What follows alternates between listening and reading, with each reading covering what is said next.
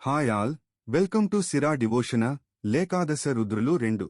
శ్రీ పార్వతీ మేనకేశ్వర స్వామి కృష్ణారాయుడు పేదపూడి ఏకాదశ రుద్రలలో రెండవ రుద్రుడు. పేదపూడిలోని శ్రీ పార్వతీ మేనకేశ్వర స్వామి ఈ గ్రామ సమీప గ్రామమైన పోతవరంలో విశ్వామిత్రుని తపోభంగం చేసిన మేనక తన శక్తి కోల్పోయి స్వర్గలోకం చేరలేక అక్కడ శివలింగం ప్రతిష్ఠించగా శక్తివతురాలై స్వర్గలోక పయనం అయి వెళ్తూ శక్తి చాలక పేదపూడిలో పడిపోగా అశరీర వాణి సూచనతో అక్కడ మరో శివలింగం ప్రతిష్ఠించగా ఆమె తన పూర్వ శక్తి పొంది ఇంద్రలోకం చేరుకున్నది అని స్థల పురాణం వలన తేలియుచున్నది. మేనక ప్రతిష్ఠించిన ఈ స్వామిని మేనకేశ్వర స్వామిగా ప్రసిద్ధిగాంచినాడు. తలచిన పని పూర్తి చేయలేని అశక్తులు శ్రీ పార్వతీ మేనకేశ్వర స్వామిని కోలీచి విజయం సాధించ శక్తి మంతులు అవుతారని భక్తుల విశ్వాసం.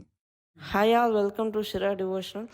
ఏకాశుద్ధుల్లో మూడవది ఇరుషుమండ గ్రామంలో ఉంది.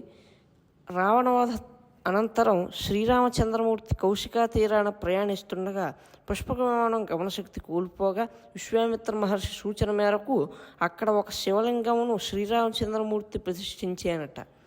భక్తులకు ఆనందం కలిగించే స్వామి ఒకటచే శ్రీ బాలాత్రిపుర సుందరీ సమేత శ్రీ ఆనందరామేశ్వరునిగా పిలువబడుతున్నారు.